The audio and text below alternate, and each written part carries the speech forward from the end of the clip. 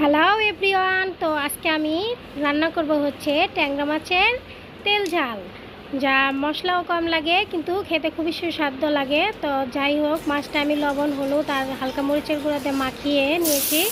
আর সরিষার তেল গরম করে কড়াইতে মাছগুলো হালকা ভেজে নেব, এপিট ওপিট করে। ভাজাটাও হয়ে গেল।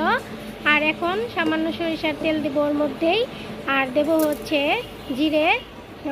নিয়েছি আলু আর বেগুন, ভালো করে ধুয়ে এখন এই তেলের মধ্যেই দিয়ে দিলাম। এখন এটা ভেজে নেব ভালো করে, যেন আলুটাও ভাজা হয় বেগুনটাও ভাজা হয়। যাই হোক, তো আমি লবণ হলুদ দিয়ে আর একটু ভেজে নেব ভালো করে, কারণ ভাজা হলে ঝোল অল্প দিলেই হবে। আর পাটায় আমি শিলপাটায় বেটে নেব হচ্ছে রসুন আর সরিষা আর কিছুটা পেঁয়াজ।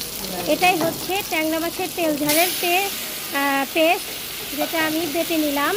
এখন এর মধ্যে দিলাম একটু লঙ্কা গুঁড়ো আর বাটা মশলাটা দিয়ে ভালো করে একটু কষিয়ে এখন দিয়ে দেবো হচ্ছে এর মধ্যে জল, পরিমাপ মতো জল অ্যাড করব।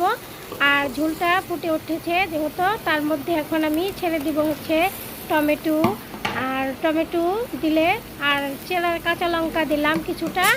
আর এর মধ্যে দেব হচ্ছে এখন ভাজা ট্যাংরা মাছগুলো, যেহেতু মশলাপাতি সবই উপকরণ দেওয়া হয়ে গেছে। আর এখন ট্যাংরা মাছগুলো দিয়ে একটু হালকা ঝোল ঝোল রাখবো আমি। এটা খেতে খুবই দুর্দান্ত হয়। আর সরিষা বাটাটা দিয়েছিলাম না, এখন সরিষা বাটাটা আগে দেবে না, এটা হচ্ছে টিপস, তাহলে তিতে হয়ে যাবে তরকারিটা। নামানোর আগেই দিতে হবে এরকম।